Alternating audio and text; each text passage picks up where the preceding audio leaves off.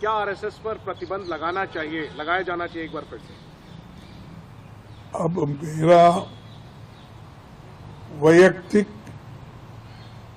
विचार है और मैं खुल के बोलूंगा, लगाना चाहिए, क्योंकि ये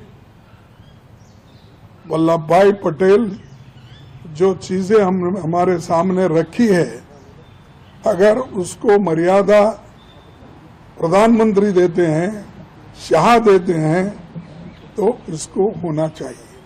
क्योंकि आज देश में जो कुछ गड़बड़ियां हो रही है और देश में जो कुछ लॉ एंड ऑर्डर का प्रॉब्लम भी क्रिएट हो रहा है, ये सब बीजेपी और आरएसएस की वजह से। और आरएसएस के बारे में अगर हम कुछ कहें तो लोग डायरेक्टली हम पे टीका करते हैं, लेकिन मैं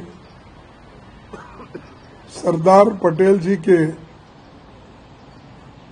भाषा में अगर कहूं या उन्होंने जो कहा था वो बात अगर आपको याद दिलाऊं तो आपको ये स्पष्ट मालूम होगा। 4 फरवरी 1948 में एक पत्र लिखा, जिस पत्र में उन्होंने ये कहा, गांधी जी की मृत्यु पर आरएसएस वालों ने जो हर्ष प्रकट किया और मिठाई बांटी, उससे ये विरोध और भी बढ़ गया। इन हालात में सरकार की आरएसएस के खिलाफ कदम उठाने के अलावा कोई और रास्ता नहीं बचा था। श्याम प्रसाद मुखर्जी को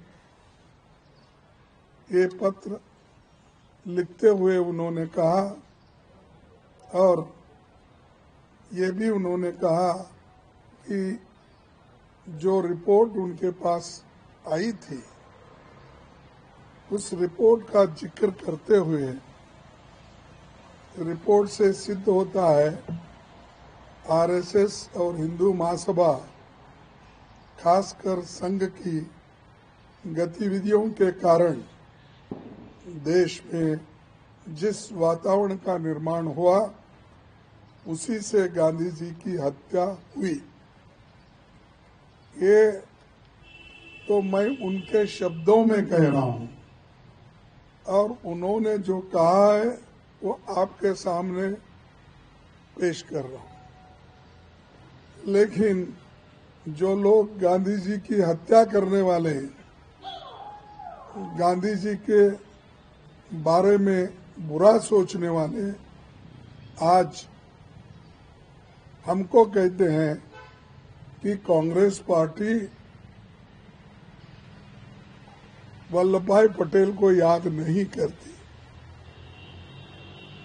और उसमें भी ताज्जुब की बात है, 2 गुजरात के बड़े लीडर्स वो कहते हैं, अरे भाई आप क्या करे हैं देश के लिए, वो बोलो।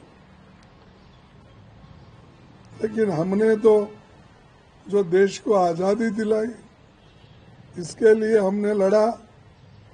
उन नेताओं को ने आप उनके छाती पे गोलियां लगाकर उनको मार दिए, और आज हमको पूछते हैं कि आप वल्लभ भाई पटेल के लिए क्या किया। तथ्यों को मिटाने का प्रयास किया गया और हमेशा ऐसा करते रहते हैं। झूठ को सच में तब्दील करने के लिए वो हमेशा ये करते हैं। उसमें तो हमारे देश के प्रधानमंत्री माहिर हैं। फिर उनके जो भी शिष्य हैं, जैसा गुरु वैसा शिष्य होता है ऐसा कहते हैं, तो उनके शिष्य भी यही काम कर रहे हैं। और सरदार पटेल ने आरएसएस पर जो प्रतिबंध लगाया था वो भारत के धर्मनिरपेक्ष और लोकतांत्रिक स्वरूप की रक्षा के लिए था। केंद्रीय सिविल सेवाओं में नियमावली 1964 में राजनीतिक संगठनों जैसे आरएसएस और जमात इस्लामी से सरकारी कर्मचारियों के जुड़ाव पर रोक लगा ही गई। कौन लगाए? वल्लभ भाई पटेल के जमाने में ही लग गई। और आज कांग्रेस को हर बात के लिए दोष देते हैं, लेकिन आपके करतूत क्या है वो आप देख लीजिए। ये नहीं कि आपको कुर्सी मिली इसीलिए पूरा इतिहास को मिटाने का कोशिश मत करो। देखिए, आरएसएस फोबिया के फ्रस्ट्रेशन ने बेसलेस कांग्रेस को ब्रेनलेस बना दिया है। और अगर आरएसएस फोबिया का फ्रस्ट्रेशन कांग्रेस, जो बेसलेस कांग्रेस है, उसको ब्रेनलेस बना दे, तो इसी तरह की जो है वो बहकी बहकी बातें करेंगे। अब कब तक इस तरह की खुरपैची सोच और खुराफाती सियासत में ये ख़ानदान जो है वो लगा रहेगा? और आरएसएस जो है वो दशकों से इस तरह के दुराग्रहपूर्ण दुष्प्रचार को दरकिनार करके राष्ट्र निर्माण के लिए काम कर रहा है। और अब कोई ताकत कितने जन्म ले ले, इस तरह की कांग्रेस या इस तरह के छद्म धर्मनिरपेक्षता के छल छत्रप कितना भी जन्म ले लें, अब आरएसएस पर प्रतिबंध लगाना उनके लिए मुंगेरी लाल के सपने से कम ज़्यादा नहीं है। और उसके अलावा जो है वो अब वो दिन लद गए जब खलील खां फाख्ते उड़ाया करते थे।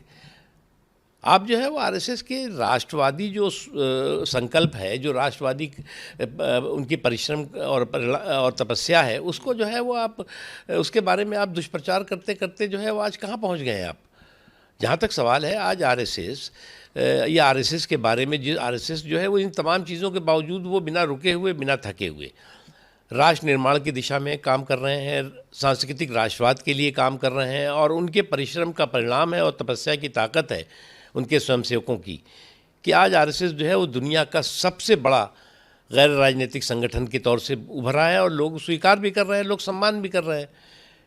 लेकिन कांग्रेस अभी भी वही दकियानूसी सोच और सियासत में लगी हुई है। उसको समझ में नहीं आ रहा है कि वो आज वक्त बदल गया है, ज़मीन बदल गई है, देश बदल गया है, लेकिन ये नहीं बदलेंगे, ये नहीं सुधरेंगे।